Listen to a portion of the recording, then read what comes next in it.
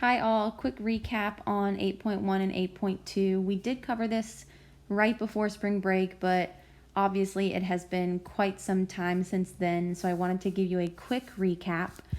8.1 is about confidence intervals in general. 8.2 is about confidence intervals for a population proportion. And then we'll move on to 8.3, confidence intervals for a population mean.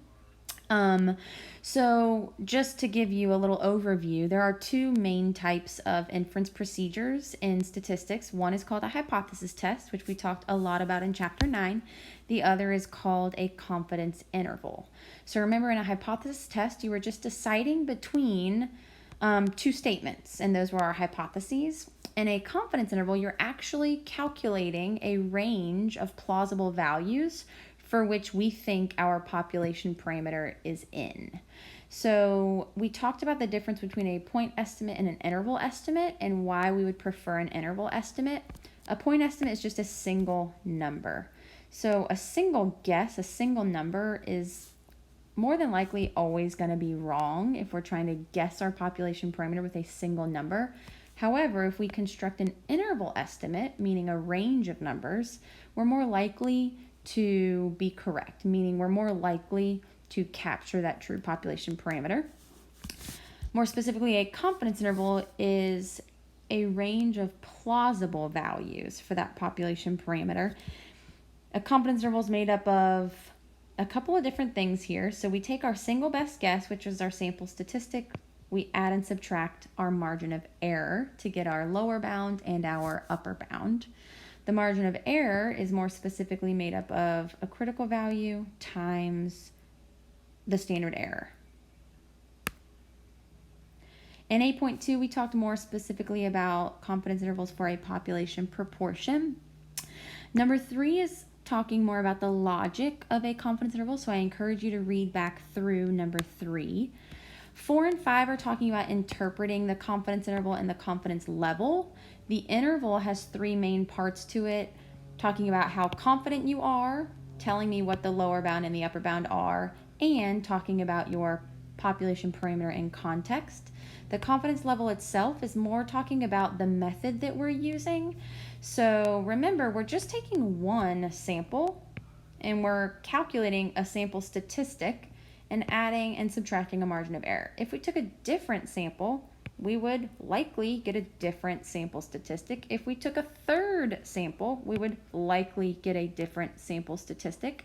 So we want to think about our method of constructing a confidence interval will work, quote unquote, about blank percent of the time. Let's use 95% just for an example. So we want to think about if we were to construct many 95% confidence intervals, about 95% of them would capture our true population parameter. So here's a nice little applet that shows confidence level as sort of a capture rate. Notice most of these are green, some of them are red. Our confidence level here is 95%. We've constructed a running total here, 1,000 confidence intervals. 95.8% of them are green, meaning 95.8% of them capture the true population parameter. In 6, we talked about the formula to construct a confidence interval for a population proportion. In 7, we talked about our, of course, conditions that we do need to check to make sure that it is a valid procedure that we are using. In 8, we talked about how to calculate our critical value. So remember from the empirical rule, let me head to StatCrunch. Remember in our empirical rule, we're going to go to the normal calculator and go to between. So here, by default, we have -1 to 1. And that's telling us that red portion there is 0.68. And we know that from the empirical rule, 68% of the observations in a normal distribution should be within 1 standard deviation of the mean. We also know that within 2 standard deviations of the mean is about 95% of the data. If we put in 3, we should get about 99.7% of the observations.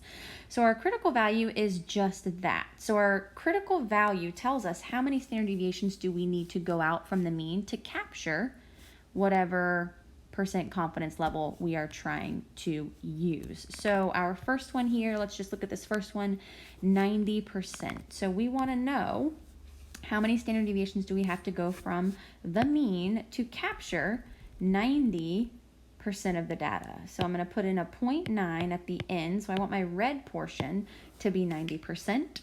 And StatCrunch tells us that's about 1.645 standard deviations symmetric to the mean. So negative 1.645 means 1.645 standard deviations below the mean. Positive 1.645 means 1.645 standard deviations above the mean.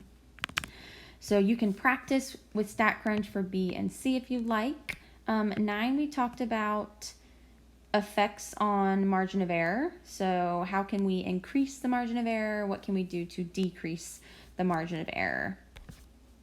And then number 10 pulls all of this together in context for our first full example, start to finish. I would encourage you to go back through each of these pieces in number 10 and kind of go back and review the conditions, the critical values, how to interpret each of these parts, and then of course our formula.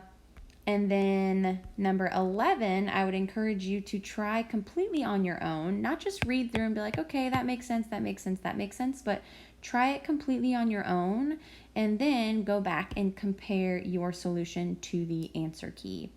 And then last but not least, of course, I've got a couple of extra practice problems for you. Feel free to try those out on your own and then check those against the answer key as well. Look out for more videos on Chapter 8 as we continue with confidence intervals.